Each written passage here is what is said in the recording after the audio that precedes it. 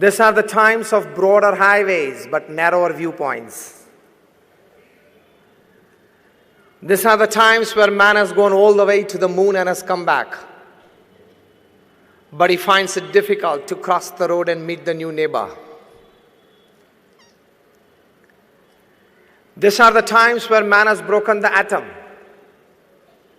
and he has produced tremendous amount of energy. But he finds it difficult to break a prejudice.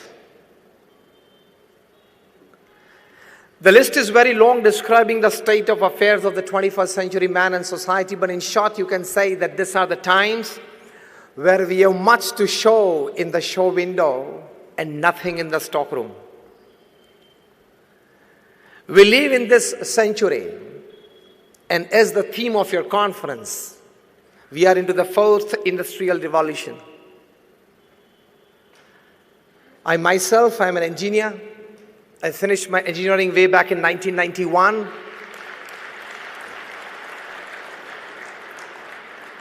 I could see from the faces of many that when you were just in your shorts and as toddlers, I finished my engineering. And thereafter I took my Diksha. I'm a saint since 26 years, so I know both the parts of the world and both the parts of life. I come from one of the largest organizations in the world, the BAPS Swaminarayan Sanstha.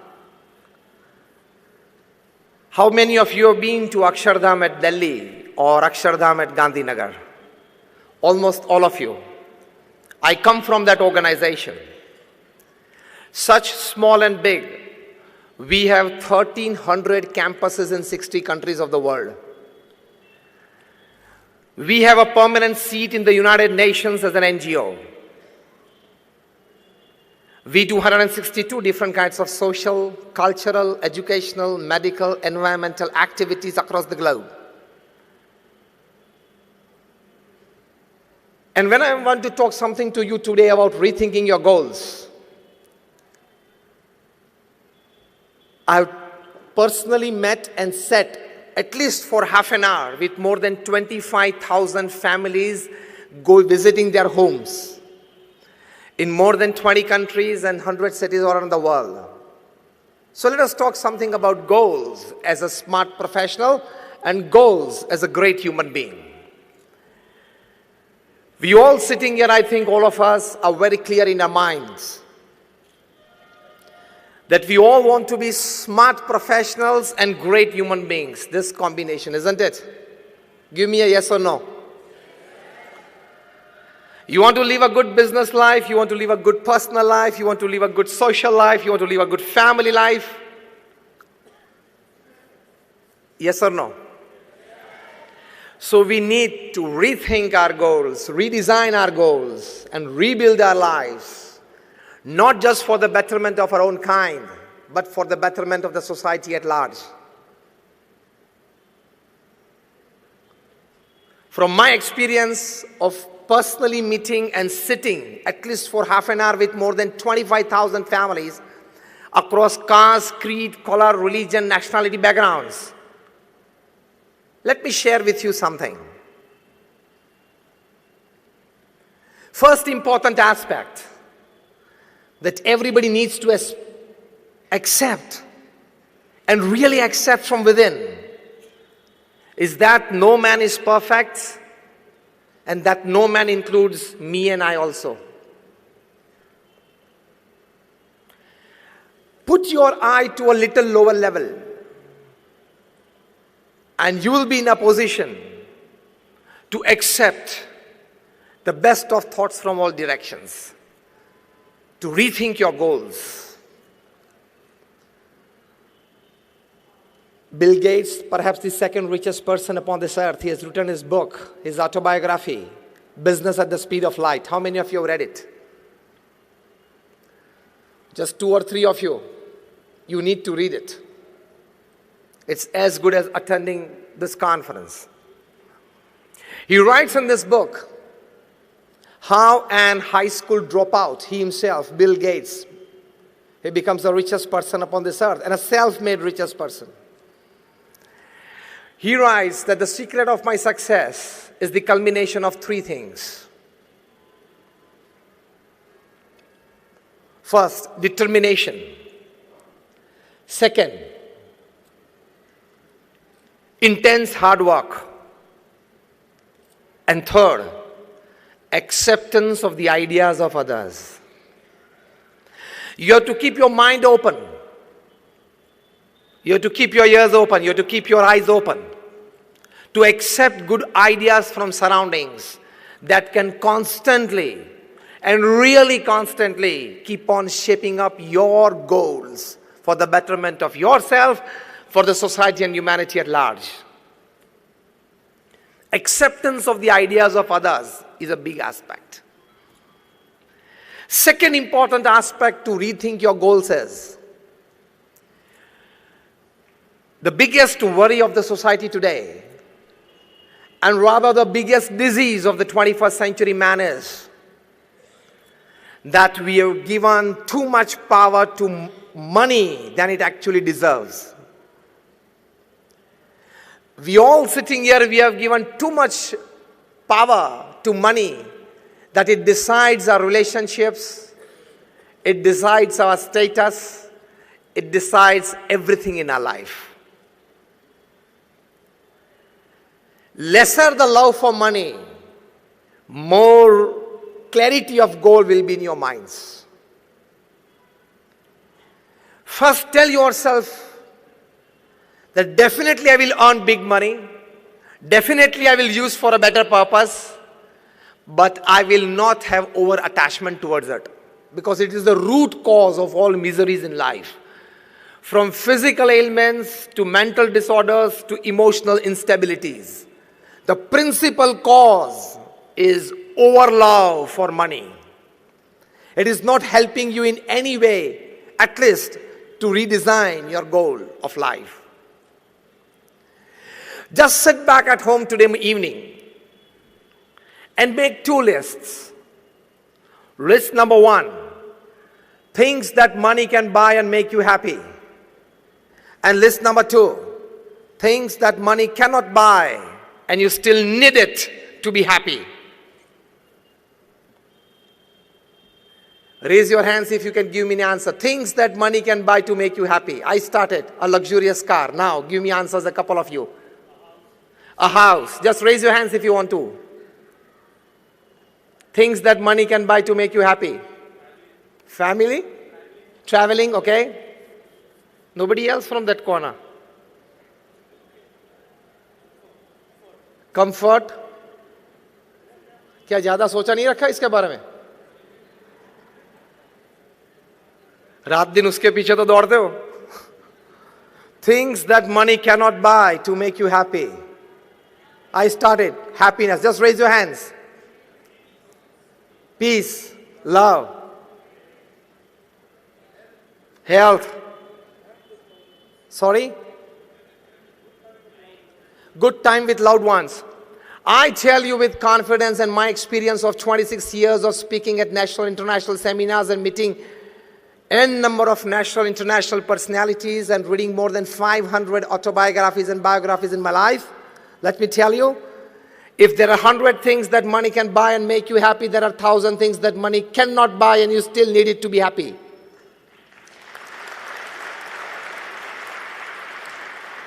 So don't overemphasize the factor called money in your life.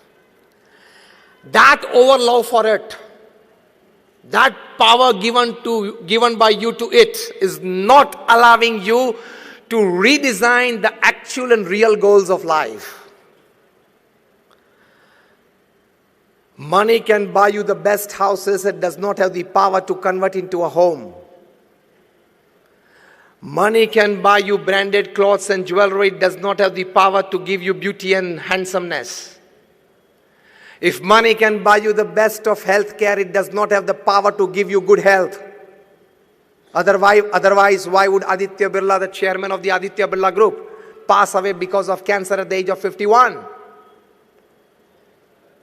Money can buy you a good health care, not health. Money can buy you good food every day. It does not have the power to give you digestion. Money can buy you good beds. Michael Jackson was sleeping on a bed of 94,000 USD. And still after taking 10 sleeping pills, he could not sleep for 2 hours. So money can buy you good beds. It cannot buy you sleep. So again, I put forward emphatically the statement that if money can buy you 100 things to make you happy, it does not have the power to buy you other 1,000 things which actually make you more happier. Decrease the power and influence of money on you and your life. Only then you will live a perfect human life. Again, I repeat, it is needed. Earn it well so that you can help the society well.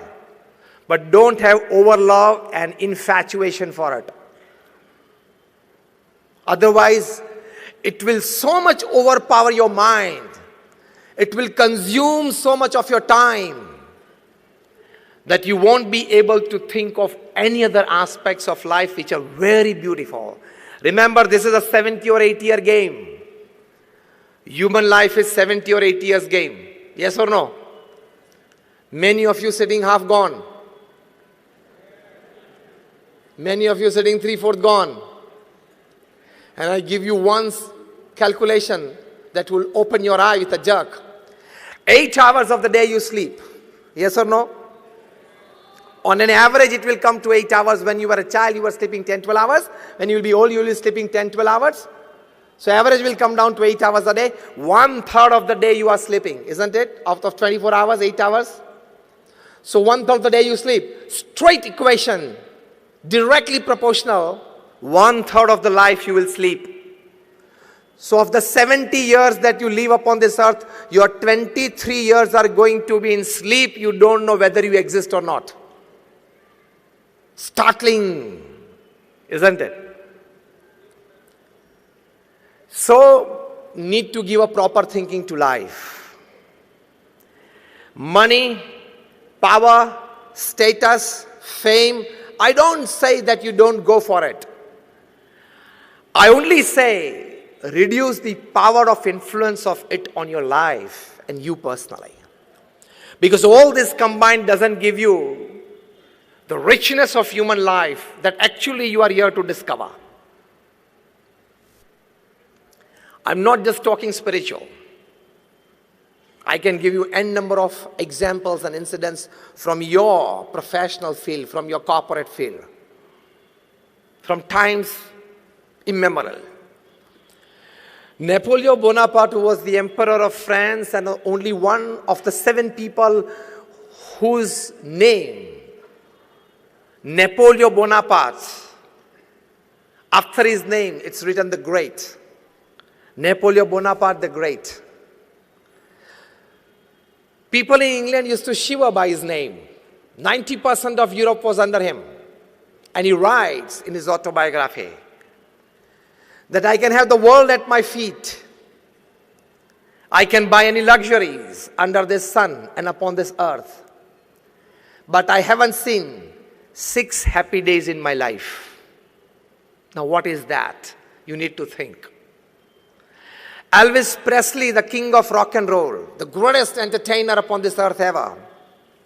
When he was just 21, there were 78 Elvis endorsed products in the market. His cavalcade was 7 limousines, and each limousine was painted with crushed diamonds on it. So 7 limousines in the cavalcade and crushed diamonds stuck on it, shining cars.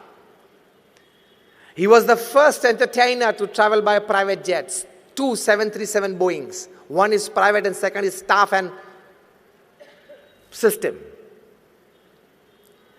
When he used to do his famous swivel and throw his leather jacket in the audience, within minutes it would be into pieces. People would take an Elvis souvenir back home. During his lifetime, when he was just 32, he had self-earned $1,000 million. During his lifetime, 500 million records were sold of his. Now listen. One day when he was playing his famous composition, How Great Thou Art, And his secretary, she just stepped in and asked him, "Sir, how are you feeling at the peak of your career?" He dropped his hand from the piano, he dropped his head down and said, "Very alone." Every evening you are getting an audience of 1,000 plus. Every morning when you wake up and come in the gathering, you have 200 people to come to see you. And you say you are feeling very alone. And yes, it was true. On 16th August 1977, at the age of 33, Elvis Presley took 40 sleeping pills at night and never woke up. He committed suicide. At the age of 33. Why, with everything that all of us crave for, he had to commit suicide? Not such one example. Why did Dharam Hinduja, the scion of the Hinduja family, at the age of 22 commit suicide? Did he have one Mercedes less? Was he asked not to have one more travel plan? You have to rethink, to redesign your life, rebuild your life. Money, fame, status is not everything in life. Again, I say, you definitely go for it because it's a human endeavor, it's a human dignity. But keep a physical mental bar, keep a time bar somewhere, keep a satisfaction bar somewhere so that other good thoughts from all directions enter your mind to make a fascinating, enriching human life. The most important need for the 21st century is to reinvent himself, of the 21st century man. To reinvent himself is the most important need. This is the second aspect to be understood before we start rethinking our goals. Recently, a book is published, and the title of the book is What They Don't Teach You at Harvard. I'll give you the gist of it. The book contains that for the full development of yourself and to be very clear in your aims and goals in life, you need the complete development of 3 H in your life. First H is your hand. But when only the hand works, it is labor. Second H is your head. When the hand and the head, they work together, it becomes skill. And the third H is your heart. When the hand, head, and the heart, all 3 work together, it becomes art. Make every act of your life an art. Put your heart fully into it. This is the essence. And here is the start of redefining the goals of human life. Again, the base statement that I put forward at the start of the talk. You need to be a smart professional and a great human being combined. That gives you a balanced, satisfied life.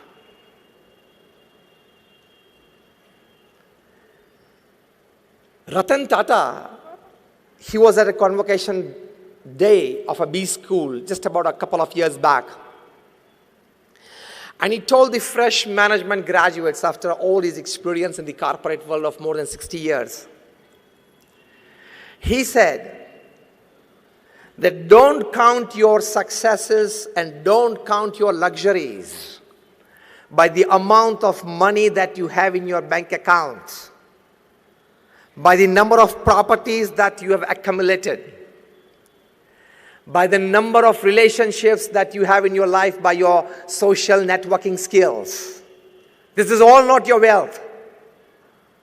He said, count your successes and luxuries of life by the number of lives that you have enriched of people with you during the course of your journey of life. How many of lives you have enriched by yourself. This is the start of the real thinking, of the meaning of the topic, that is rethinking your goals. You worked in the corporate world for 35, 40 years. You had a fat bank balance. You had good properties, good family, good social relationships, everything fine. All credits to you for your good earnings in all aspects of life. But how many lives did you enrich? How many lives did you better of people around you? That is the aim of human living. I've come to you today as I'm given this topic to share something. I don't charge anything for my talks. I've been talking since 26 years at national, international seminars. I don't charge a single paise for my talks. Am I right? The organizers somewhere. This is my selfless social service, giving and caring for the society. And it gives me immense pleasure. It gives me immense pleasure to share and care for the society. So rethinking goals, first important positive aspect is ask yourself every day in the evening, at the end of your day, did I do something to enrich a life of someone around me? From a small smile to a big help, did you enrich something? Did you enrich a life? Did you enrich an environment? Otherwise, अपने लिए तो पशु भी जीवन जीते for their own self-interest. Even the animals, they live upon this earth. If you live only for your growth, for your betterment, for your luxuries, entertainment in life, it is nothing more than a dog life, donkey life, and cat life. It is not a human life.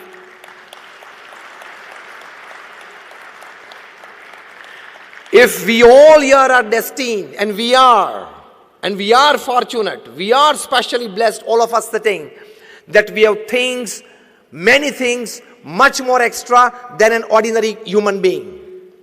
Isn't it? In all ways of life. Then when you have that, you must spare some part of it, of your resources and time for the betterment of people, enriching people and environment around you. In terms of values, in terms of services, in terms of health, in terms of growth.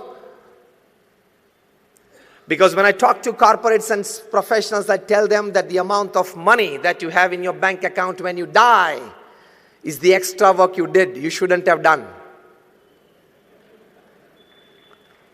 You should have spent that time doing some good activity for the upliftment of society. This is the first aspect. Again, the big disease of the 21st century is that we give overemphasis to mind and lesser emphasis to heart. We talk of IQs. Now it is an old dated talk. In the 90s it was talked about the IQs. At the turn of the millennium, they started a new quotient, and that is called the emotional quotient. From IQ, it shifted to EQ. Paradigm shift. Emotional quotient. Your IQ is, you think rationally, you talk purposefully, you act meaningfully, and you deal very effectively with the situation. That is your IQ. They say good IQs make good team heads. You can lead a good team. More than IQ is your EQ, emotional quotient. It's all about having empathy for others, where you know and you consider before taking a decision your own emotions and the emotions of the person before you jump to a conclusion. It is like knowing the whole picture before you jump to a conclusion. That is called your emotional quotient. And they say, the top management gurus, you read them, Jim Collins, Stephen Covey, Anthony Robbins, Ken Blanchard, Robin Smith, they all have come to recognize, accept, and propagate that those with higher EQs, they become leaders, not just team heads.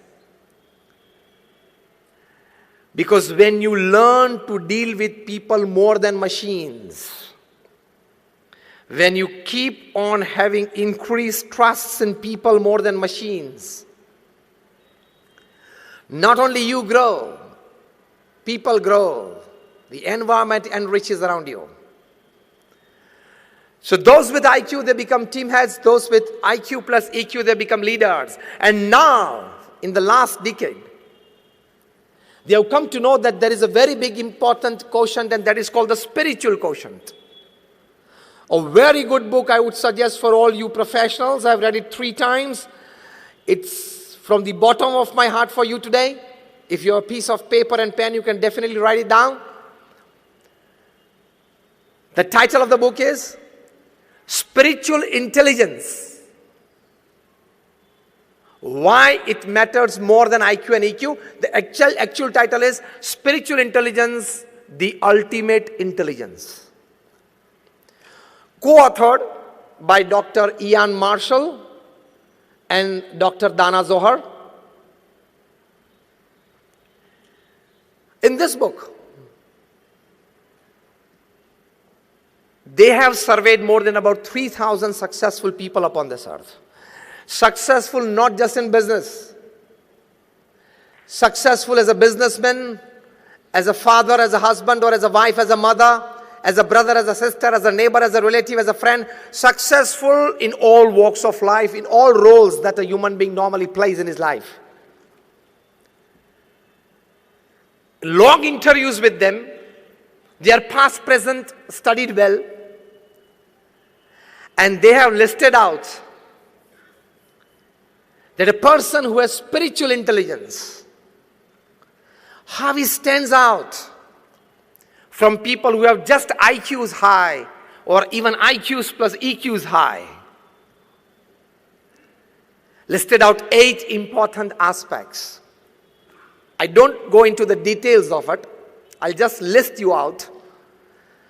People with high SQ, or if you want to develop a good SQ, the other way around, you need to work upon these 8 areas. The first is flexibility to change. The new Harvard definition of intelligence is,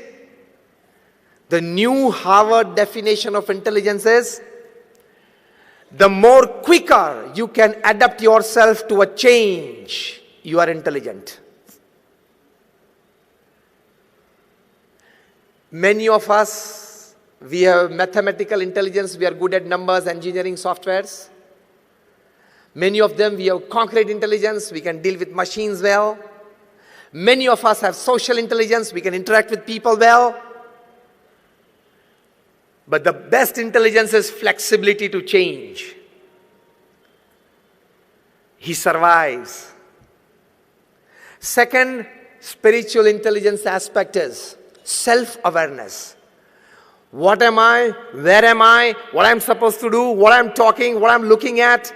What I need to talk? Who are the people around me? Absolute self-aware person. He never makes a private or a public mistake. That is spiritual intelligence. Third, an ability to face and use suffering of life. Any suffering in your life, personal life, professional life, social or family life, that is part and parcel of life, isn't it? Because life is a package deal.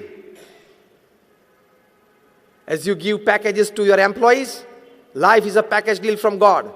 As your employees, they like 70% of your package deal and 30% is a compulsion. Even for you people.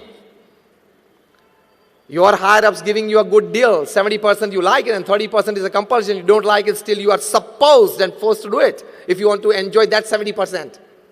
In the same way, life is a package deal. It has its pluses and minuses. So, if you have or you develop a capacity to face your suffering with a smiling face and then use your suffering for your elevation. Now this is something very important that I'm telling you. You should develop a neck. Some people have that neck to use their suffering for their own elevation. The top guy in the country, the top gentleman in the country has this neck. Anything thrown at him, he can use it and convert it into a giant vote bank. That is a neck. Anything thrown at him, he can convert it into In your corporate language, a big business. In his language, a big vote bank. That is a knack. An ability to face and use suffering. Fourth, an ability to be inspired by vision. You see something. Actually, we always see. We don't observe much. Here the word see is observe. You see something and you are inspired by it. The fifth aspect of spiritual intelligence is to see connection between diverse things. Diagonally opposite happenings, and you see a connection between them. That is very crucial to you solving problems at your workplace. The sixth aspect of spiritual intelligence is an ability to cause as little harm as possible to people and surroundings. How can I be more helpful? The seventh aspect is to ask and probe fundamental questions. Why, when, what, why, how, before you give in.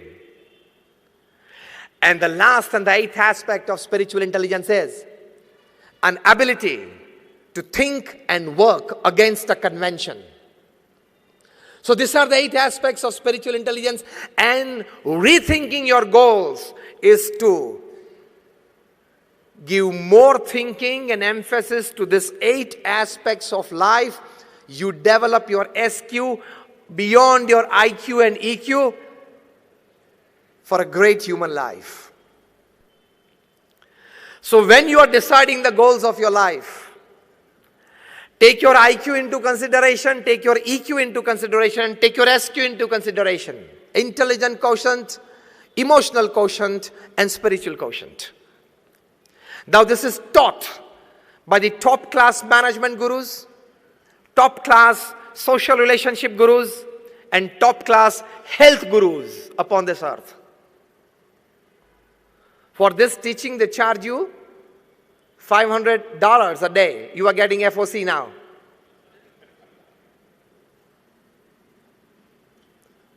Rethinking your goals in the intelligence sector.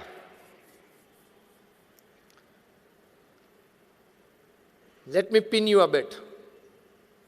You all will get a chance. You already got a chance many times, and you will get in future for a shortcut to rise.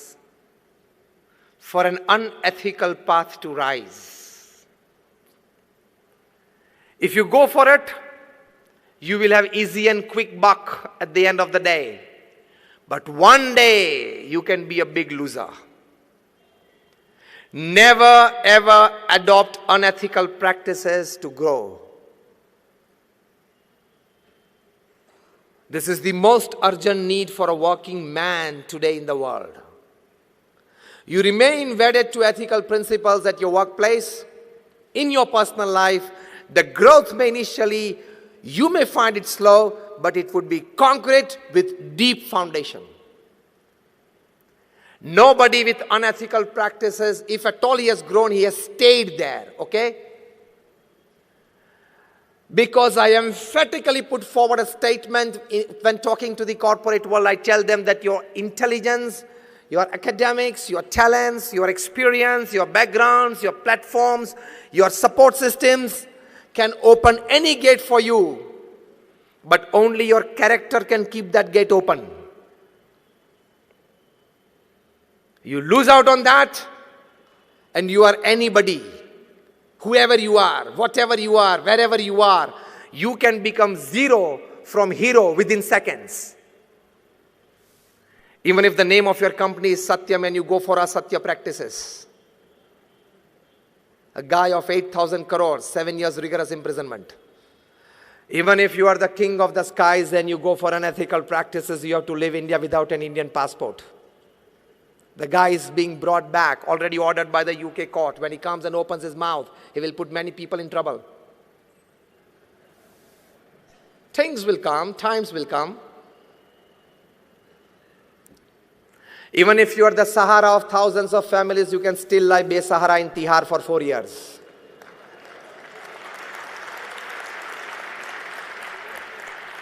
Don't go for unethical practices. Even if you are a spearhead pace attack of India, Indian cricket team, if you go for spot fixing, you can't avoid a life ban on yourself. You're getting me right? Yes or no? So don't tell yourself 20 years of corporate experience, CEO of a 500 crore company, I'm untouchable. Never think that, okay? Never tell yourself holding your handset in your hand and 500 big contacts, 15 ministers, 10 MLAs, 20 MPs, 50 corporate honkos. Nothing can happen to me. I can call at midnight anybody and these people are at my help. Situations will come in your life and you go for unethical practices and caught. None of this list your phone will go through. It can land you in jail. So remain wedded to ethical practices. Rethink your goals. Don't tell yourself, कोई भी परिस्थिति में, anyhow, anyway, I want to be 100 crore company. Not anyhow, anyway, okay? That words keep for yourself, for generating energy from you. Anyhow, anyway, I will do it. That is for your self-inspiration and motivation, not for your behaviors. Got it? Otherwise, you can be in trouble. So even if the best IQ, whatever intelligence you possess, in short, even if you are the chairman of the Madhya Pradesh Electricity Board, because we are sitting here in Indore, even if you are the chairman or even if you are the power minister, I can tell you one line. On a fine Sunday morning when you are sitting with a cup of tea and reading your Sunday newspaper, you can't look at the electric plug, raise your shoulder, raise your, collars, raise it and tell it, okay, I am the electricity board chairman, your distribution is in my hands and this is my finger I'm putting in the plug, okay, take care of it. Being in the electrical distribution field for 35 years and being the chairman of the electric company, you don't have your right to put your finger inside the plug. What happens even if you are the chairman? चिपका देगी, मर जाओगे.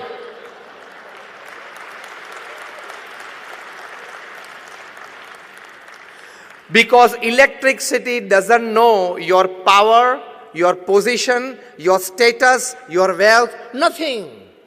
It knows only human flesh and blood. In the same way, unethical practices done by you doesn't know your power, your position, your status, your wealth. Unethical practices is like electricity. Don't play with it. This is I'm talking of behaviors at your workplace. Now, let me tell you of the latest burning issue, ethical behavior in your personal life. The Me Too movement. Very less speakers would talk on this. The day it came out, I decided to talk in public as well. I've been talking since last about 6 months on this. Remain very ethically wedded to your personal character as well. This is more powerful than unethical practices at workplace. It can ruin you. It can ruin your career. It can ruin your family. All your goals thought in your teenage, young age, and the start of your professional career will go all in vain within seconds.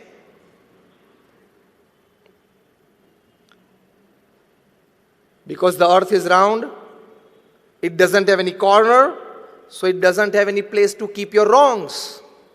We all study science, isn't it? In our high school, I think in physics, we had a force called the Buoyant force. When a hard, solid object you try to put inside a bucket filled with water, the water gushes it up, and it is called the Buoyant force, but it pushes it up, isn't it? All your wrongs possess a tremendous Buoyant force. It has the power to come up in the open and shout, yes, this guy did this. Even a central government minister had to put in his papers because of the Me Too movement. From there, to a giant e-platform CEO in Bangalore. They have to put in their papers because of this. And thereafter I say that today it is the Me Too movement. This generation of ours will see a C2 movement. You know what is this C2 movement? Now we are standing into India 4.0. Am I right? The theme of the conference? The new industrial revolution. You are talking of nanotechnology. You are talking of artificial intelligence. These people will design softwares. Because in future, all the cities will come under CCTV, every square inch. Today, London is the only city in the world that every square inch of its public space is under CCTV. It will happen to all the cities in future, in the near future. If somebody complains that this guy or this person looked at me in my, like it was like not comfortable to me, and it is caught on CCTV, then it's difficult to prove that, okay, I just looked at it. It was nothing malignous in it. But then this AI people, nanotechnology people, IT people will develop 20, 25 types of softwares that if they are put on your vision in the iPhone, it will prove that there was something wrong in it. This is the next step of AI that your conference is on. I was sent the email by the organizers where I read it. I just read the mail, rethink, redesign, and rebuild. And there we are in today, revolution, industrial revolution, technological revolution 4.0. This nanotechnology, artificial intelligence, 3D printing, everything is revolutionizing the world. This will reach to that level where your blood will be made in the laboratories. This generation will see that our blood will be made in the laboratories. This generation will see that softwares can prove everything. This generation of ours will see, I'm giving you bigger visions. Our generation today we sitting will see that if there is a murder somewhere, even after 1 hour or 1 day after that, they'll be able to click pictures going there. Figures will be there and they can produce a positive picture that you see today that yes, this is a life that you killed. Pictures will be clicked of people after they have left the venue. 1 hour after that, 1 day after that. This will all come into practice. To stand yourself firm in the midst of this revolution. Definitely you adhere to the revolution. That is the need of the times. But at the same time, take more care of your thoughts, your behaviors, your ethical values in life. Only then you will be able to withstand this new revolution. Only then you will be able to flow with the tide of the new revolution. Only then you will be able to manage yourself. Otherwise, you will be a loser. This is much needed today in this 21st century. This is the need of the hour.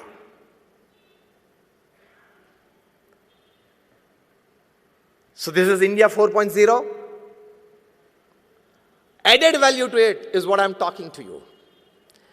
Added enhancement to it, this is what I'm talking to you. If you decide to grow, basically there is a misconception among us.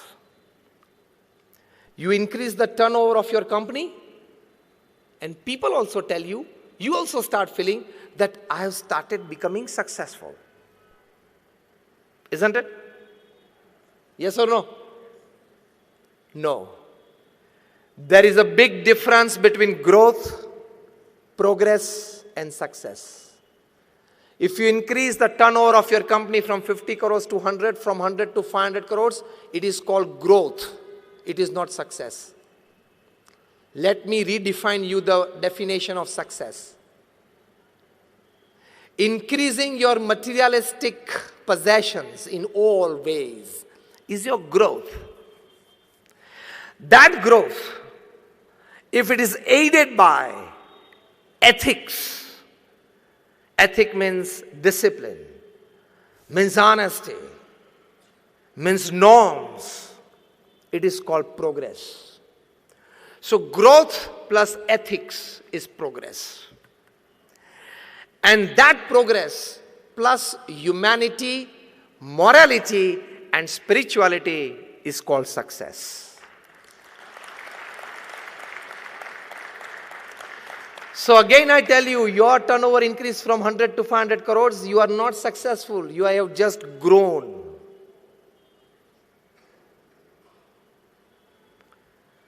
Aided by ethics, you have progressed.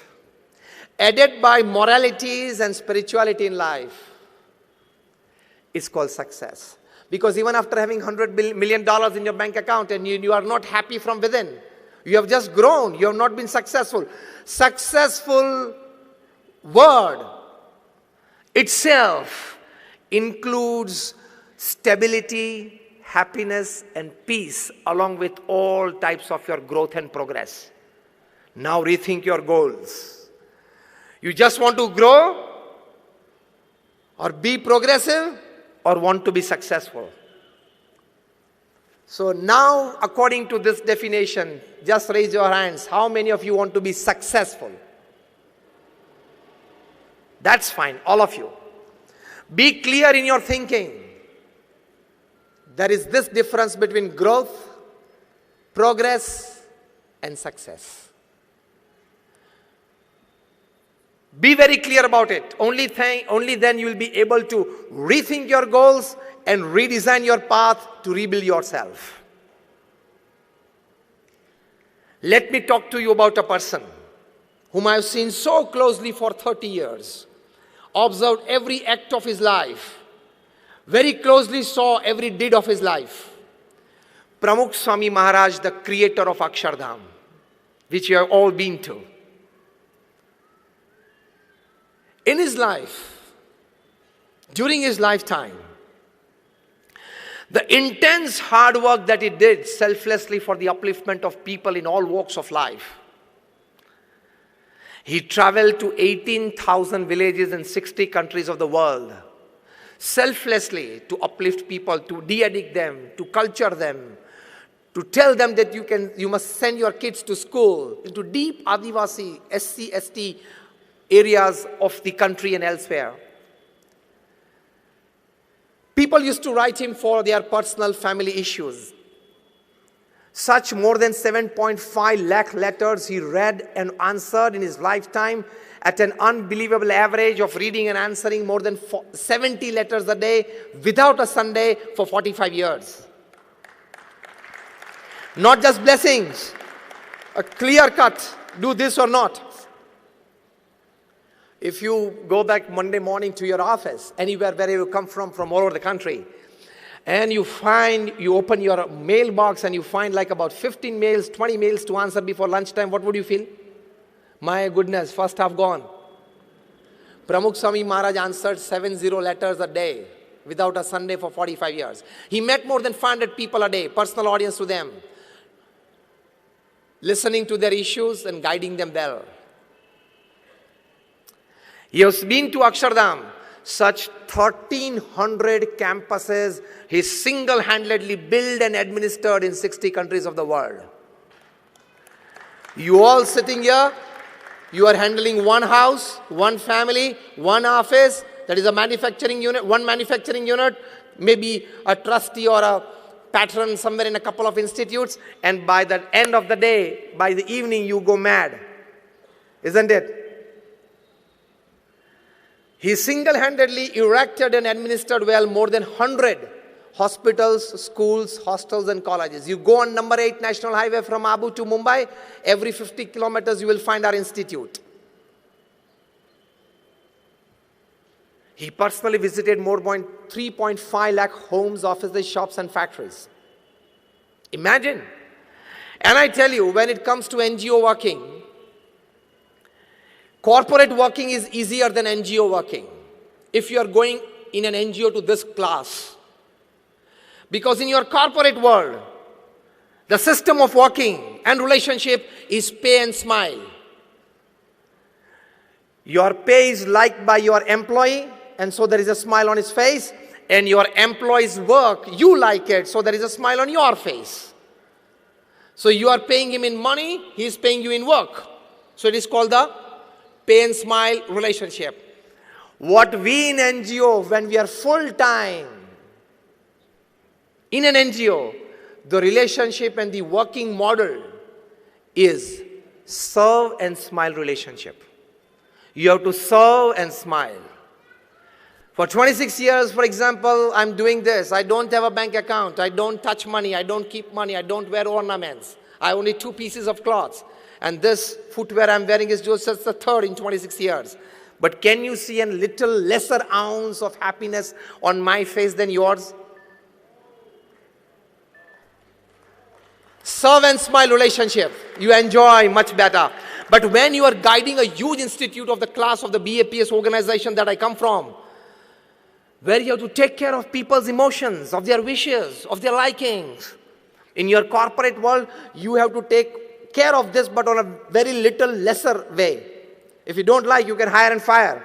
Here it is not that. So guiding a huge NGO is more difficult than guiding a huge corporate. There Pramukh Swami Maharaj was extremely successful. He initiated more than 1100 saints like me. How many of you have 5 people in your office? Let me ask you a very blank question on your face. How many of you sitting here have at least 5 people in your office who have been working with you since more than 20 years? Not more than 10 hands raised. So here comes the importance of serve and smile relationship. Of the 1100 saints that we are in the organization, more than 750 of them are graduates, postgraduates, chartered accountants, doctors and engineers. Out of them, more than 150 of them are born American and British citizens. Out of them, more than about 50 of our saints are graduates, postgraduates from Carnegie Mellon, Yale, Keelung, Harvard, Oxford, Stanford. Many of our saints have left aside $100,000, $200,000 of job. So Pramukh Swami Maharaj was successful in initiating young cultured mind into mainstream social service, mainstream spirituality. There is a huge success.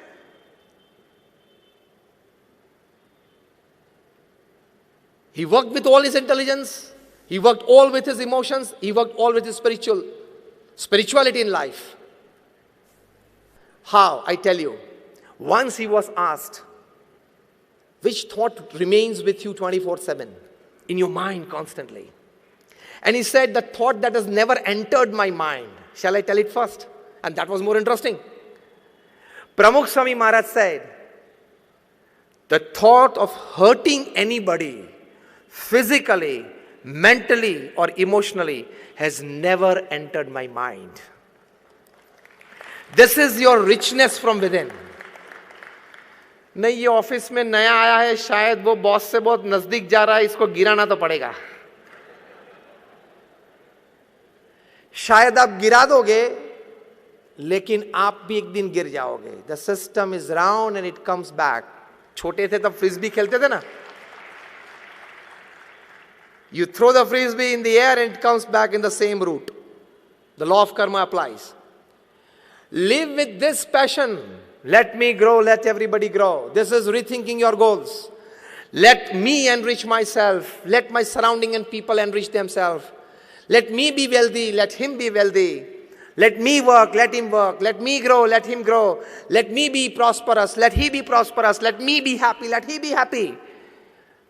If you are driving a Hyundai of 25 lakhs and he is driving a Merc of 2 crores, don't envy. It is his destiny. It is his hard work. It is his luck. You are driving your luck, your destiny, your hard work. Simple. Remain satisfied. This should be your goal in life. Otherwise, your 25 lakh Hyundai car's joy will vanish within 1 week if you see a Merc parked beside you. And especially of your brother-in-laws.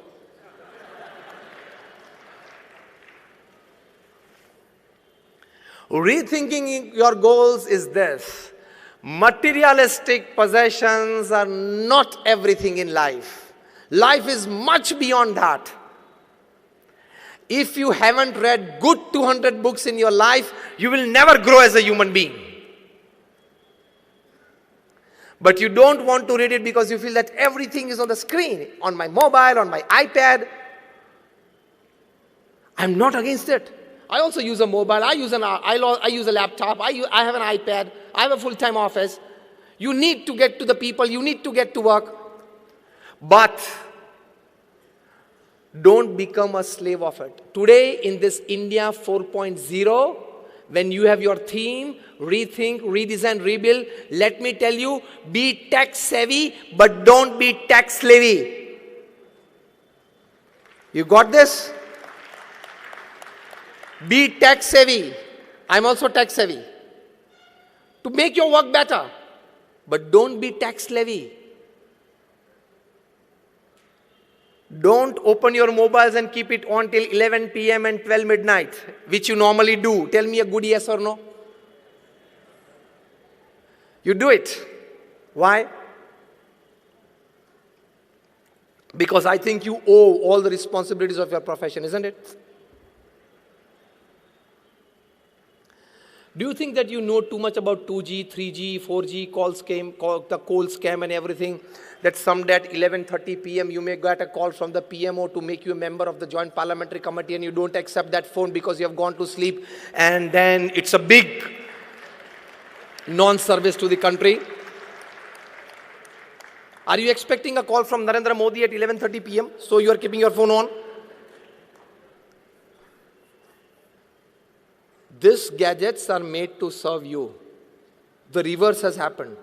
We have become the slaves of these gadgets.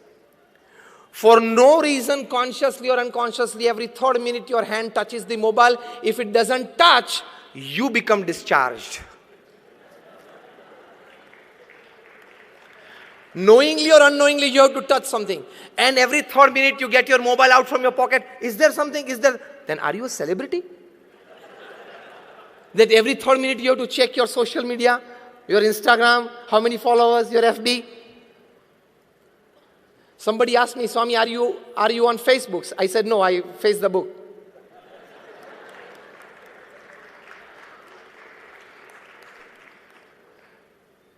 You need to give a good thinking to life. Otherwise, your life will end. 8 years will go. And at the end of your life, you will feel, my God, gone? Read a good book. I again give you a good book to read. The title of the book is The 5 Regrets of the Dying.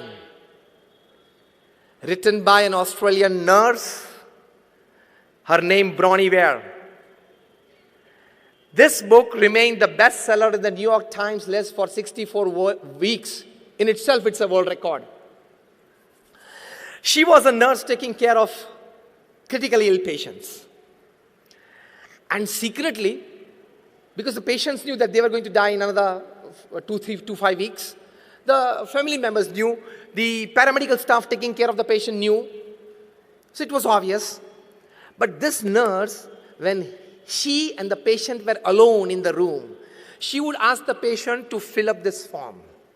That, sir, or the lady, that when you are leaving this world, when you know that in the next 2-5 weeks you will leave this world, what do you cherish and what do you regret? From an ordinary carpenter to a CEO, to a family business owner, whole range of people have responded. She started a blog that became famous. She was advised to write a book. She wrote a book which became famous. The book made her a millionaire. The title of the book is 5 Regrets of the Dying, in which she writes that all this more than 1,000 range of people who responded to me, they had these 5 regrets in common at the end of their life. Again, I repeat, from an ordinary carpenter to a CEO to a family business owner. The first regret they had, why upon earth did I work so much like a donkey? The first regret. And you all say, no, I want to put 10 hours of work, 12 hours of work, 14 hours of, until I become a 100 crore company, I will put 15 hours a day. Foolishness. You have not understood life. You don't know what is the goal of life. Mukesh Ambani is not drinking curry in the evening made up of liquid gold, okay? You got it? He is also drinking curry made up of buttermilk that you and me eat, and what you will eat in the evening, dinner. He is not chewing gold biscuits, okay? Glucose, like you and me. As simple as that.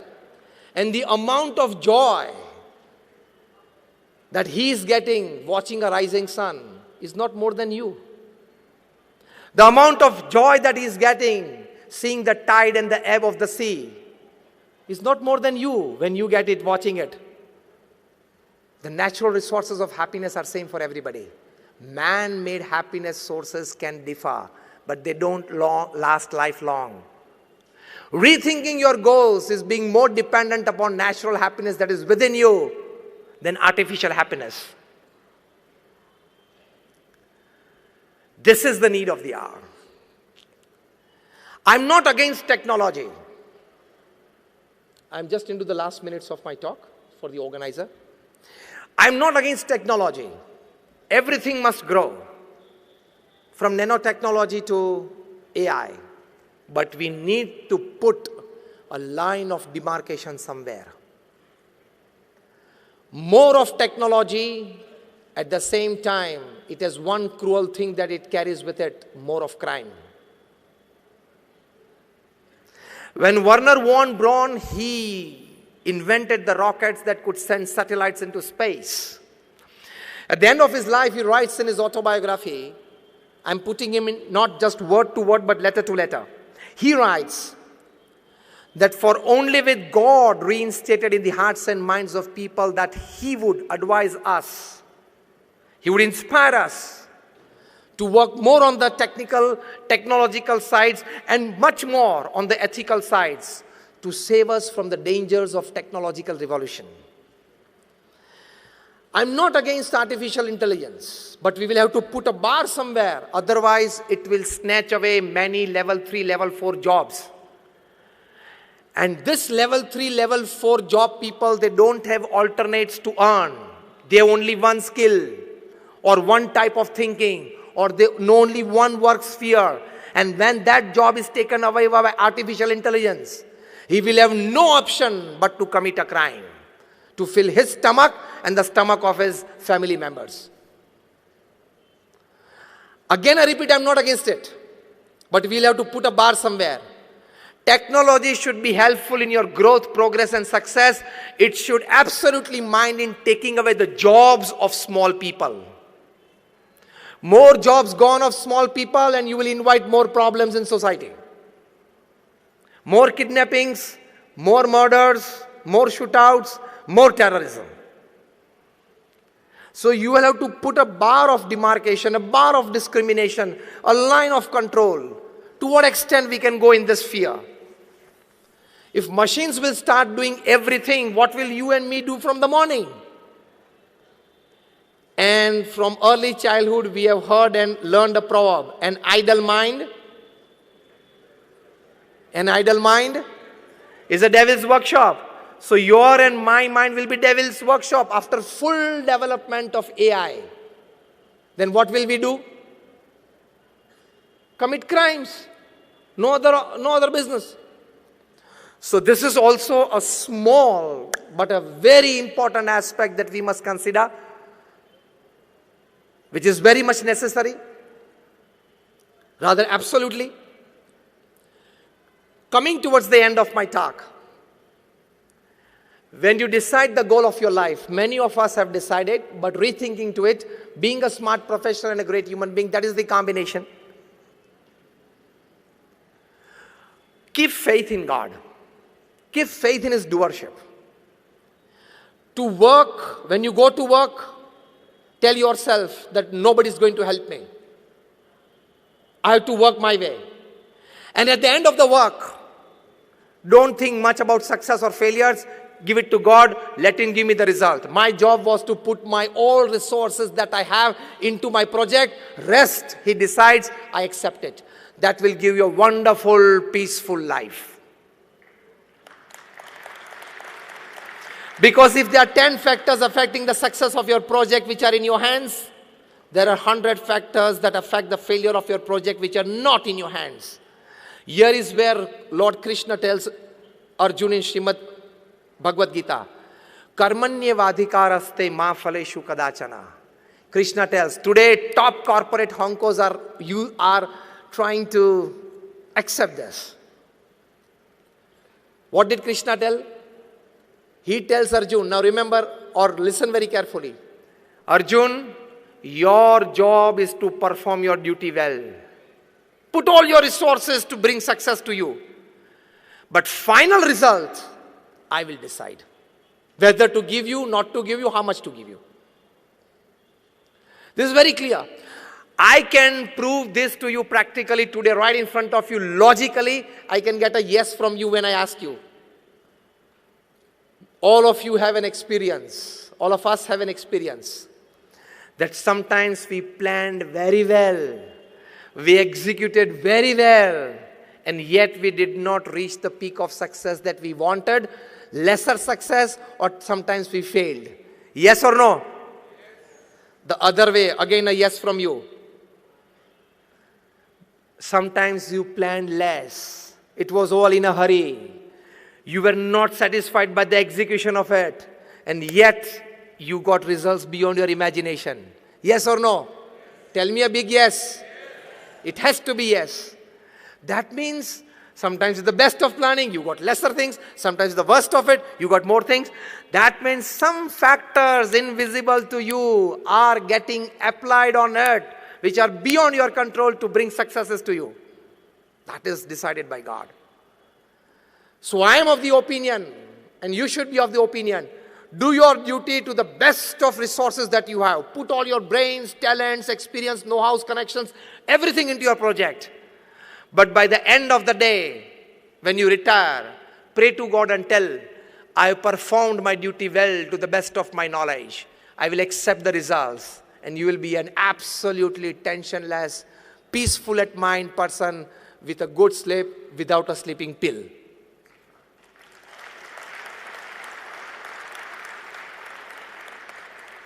This is how Pramukh Swami Maharaj worked. When Nattubai Patel, the general manager of the Alicor Engineering Company, he asked Pramukh Swami, I have seen in you in all the activities of the day. Because to lead such a huge organization, he was the president for 65 years. I've never seen a wrinkle of tension, of depression, of tiredness, of agony ever on your face. How? Pramukh Swami said, in the morning we pray to God and accept all the work of the day that I have to do. Make a list of it. I do it till the end of the day to the best of my knowledge and resources. In the evening, I give it back to God that I did in the best of my capacities. Now whatever results you decide, I will accept it. Tension comes and your goals break and you're not able to give a good thinking to life because this goal I've set up with all my thinking, all my meetings, all my planning, all my executions, why did it not happen? This is the problem with you all. But accept it. Just ask yourself, did I put all my resources into it? Yes. Then don't worry. Things that you can change, change it and be happy. Things that you cannot change, accept it but be happy. This is the thinking of goal of your life. Things that you can change, well within your control, change it. But things which are not in your control, you can't change it, then accept it. There are only two things, either change or either accept. But you are of the mindset, see, I am an MBA from London School of Economics. I am being told by my professors that you can do anything you think. You can carry out any project successfully that you design. Why is this not happening? That professor teaching you at LSE is all theory and now this is practical. You can't learn horse riding in library and go on the horse on the first day without a trainer.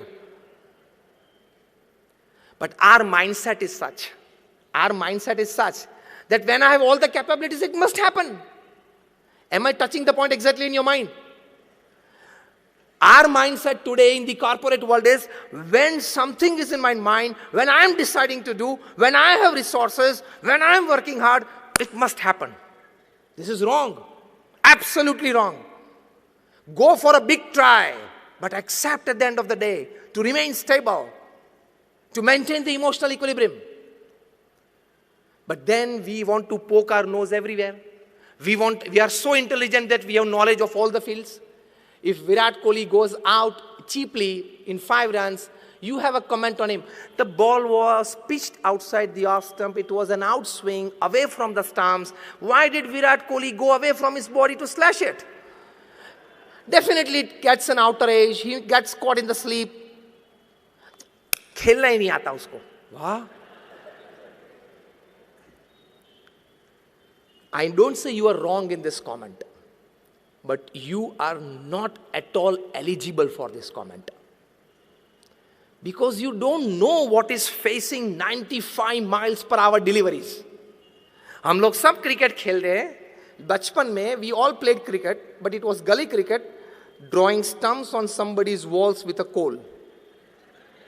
And you are commenting about him. You know what is 95, 98 miles per hour deliveries, and they cut on both the sides 2 feet after pitching. Virat Kohli or anybody, any batsman, he has 40th part of a second to judge what to do with this. They don't have big times like you to sit in offices for 2 hours of meetings that you decide a project what to do with this.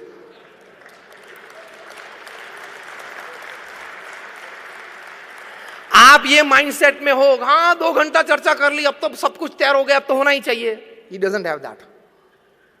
He doesn't have everything on paper. Every delivery is a new one. He has 40th part of a second to judge what to do with this delivery. And a small mistake and he's gone. And the whole country is up. And we sitting here, we don't have an experience, slightest experience, not even an ounce of experience of what is emotional pressure to perform when 50,000 people are staring at you. None of us have this experience. And millions watching you live on TV. Virat Kohli has to forget millions of his fans, millions of live watchers, millions of TV watchers, his companies that and products that is endorsing, nothing, the line and length of the delivery. When I talk to students, I tell them the amount of energy that Virat Kohli uses in one day, if he plays the whole day in his concentration, is the amount of energy that a 12th standard student uses in last 3 months of his preparation of exam. Tremendous energy and concentration. And you start commenting about him. Rethinking of your goals. Remain restricted to yourself. Go deep in your field. Have superficial information about things so that you may be in the society. Go deep in your field and enjoy your life. You are all here, and me too, are least concerned why Trump won over Hillary in Philadelphia, in Florida, in California. We must only know that he won against Hillary and he is now the president of US. Philadelphia में ये issue था, Florida में ये था. Why are you concerned sitting here in Indore? You open up page 3 in the morning. You are a fool. Why are you opening it? Why do you want to go deep into people's lives? I tell you, you people sitting here know more about Hollywood, Bollywood stars than your children. If I ask you 5 names of your children's friends, 90% of you will not know. And if I ask you, give me 5 names of Bollywood, Hollywood and Indian cricket team, you will give me 10. You don't know the goals of your life. You and your family are top priority. And I'll give you in one sentence all the stories of page 3, right from the day it started to the day it will go. Shall I tell you? So you don't have to open page 3 every day in the morning. Every morning 2 people come together, and every evening 2 people who had come together yesterday, they parted. This is page 3 story. Every morning 2 people come together, an actor and an actress. And every evening, those 2 who came together yesterday, they parted. These are stories of page 3. Why are you putting yourself into that gossip? And then you pick up the phone and tell your friend, pata chala tere ko usko ye ho gaya. You are a fool.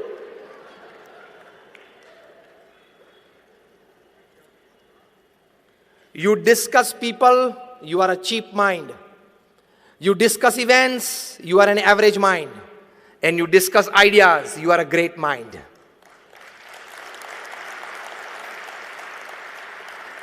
Now check your category.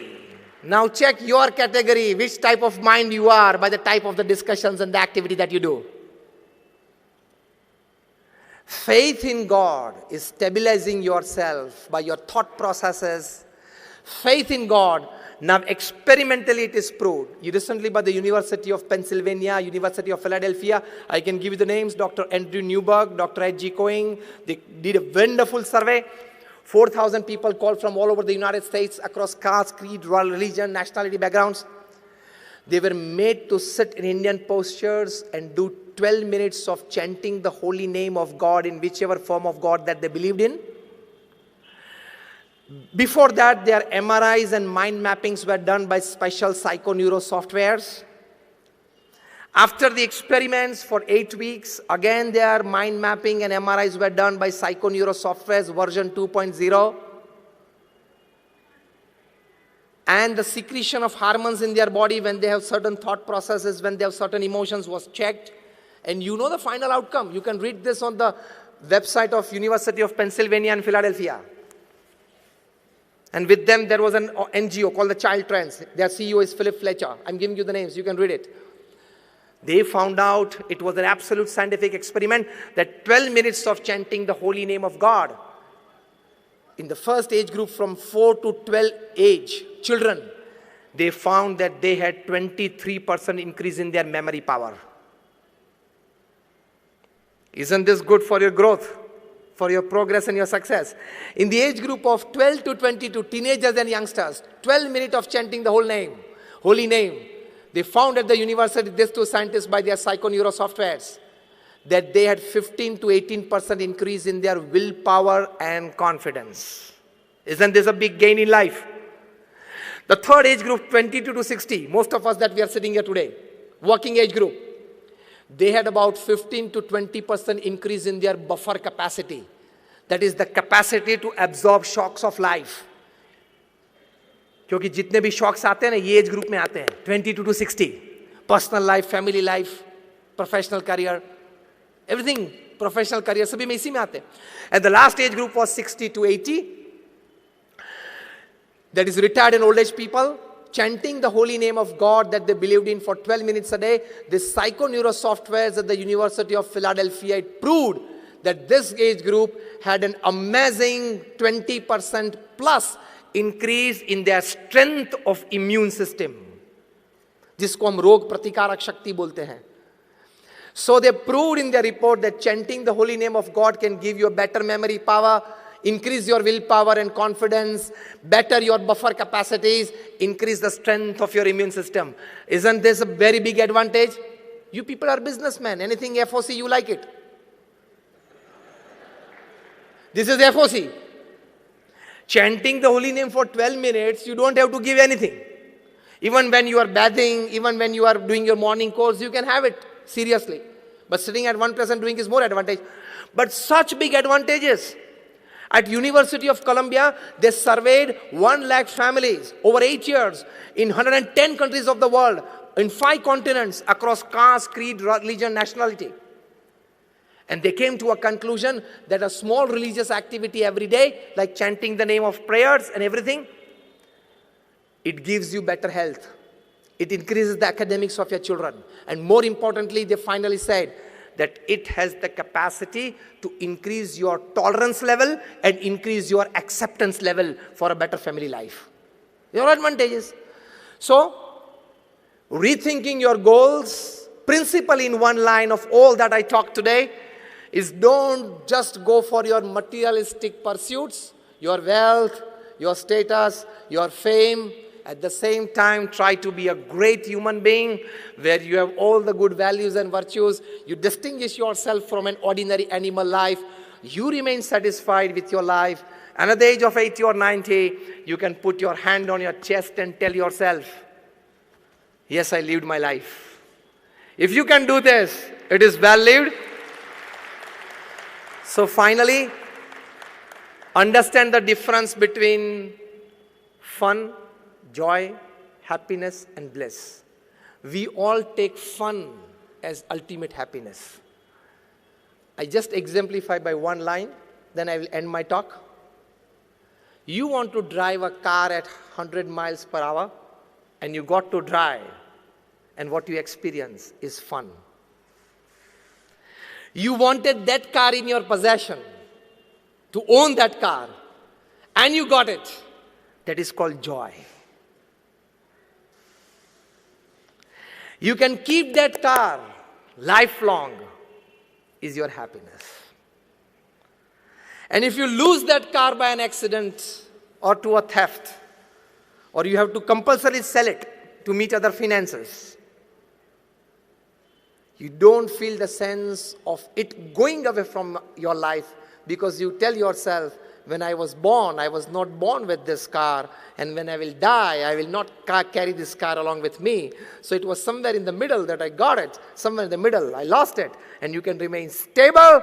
That is your bliss.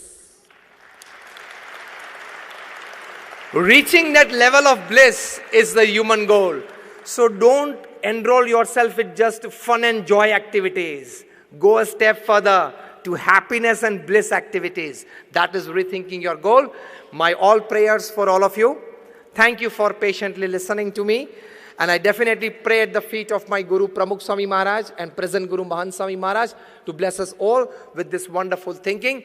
May we all better our own lives. May we all sitting here become one small factor in developing, enriching the lives of people around you, thus enriching the environment. And we just not want to leave a better world for our next generation. We want to leave a much, much better enriched environment for our next generation. My all prayers for all of you. Thank you very much.